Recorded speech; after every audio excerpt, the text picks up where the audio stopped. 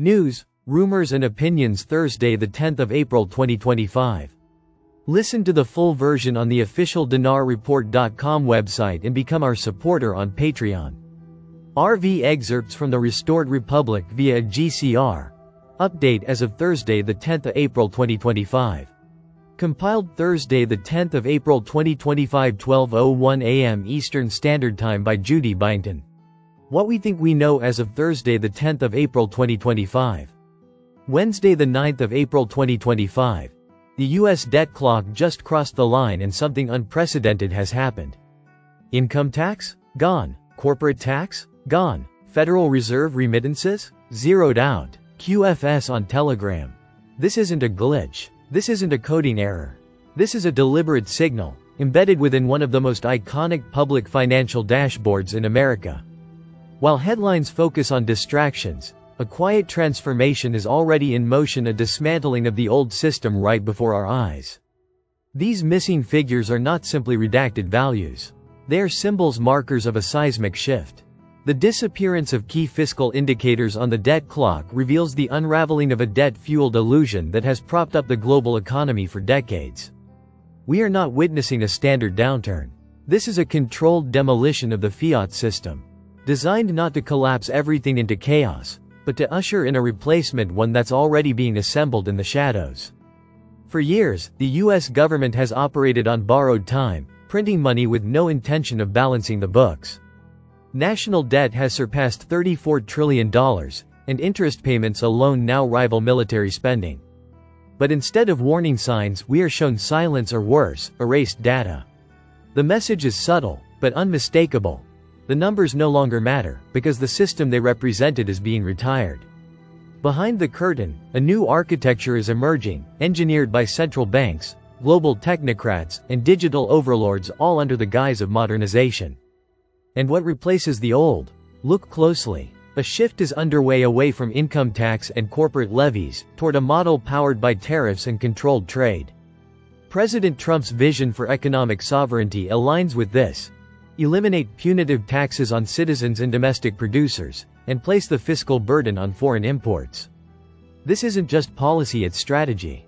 A return to national strength through fair trade, resource control, and internal production.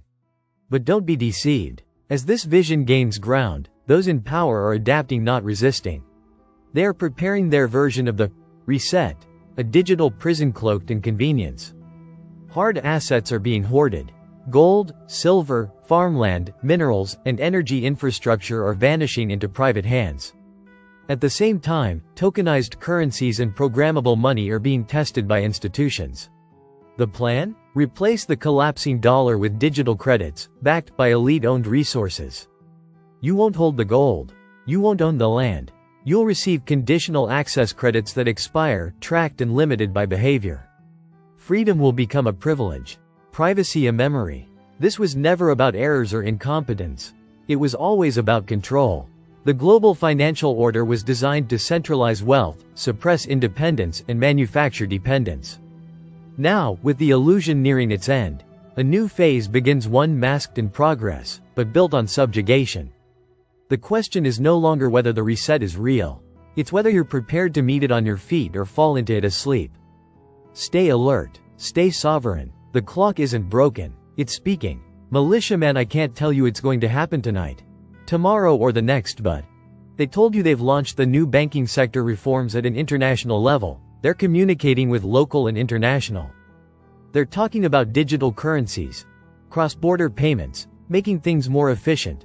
Iraq's new digital dinar is going to be a part of that system. Alak keeps talking about digital currencies. He's a central banker. He knows what the central banks know. Like it or not, things are changing. MNT Goat, I have to say that the pace of change and reform for the US is overflowing now into Iraq as the new US leadership takes shape on foreign policy.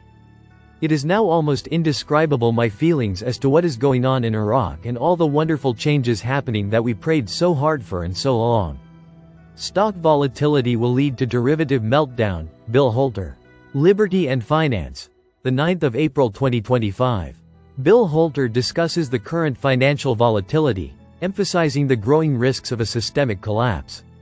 He warns that the global financial system is vulnerable, particularly with the massive volume of derivatives over $2 quadrillion, which far exceeds the size of the financial system itself.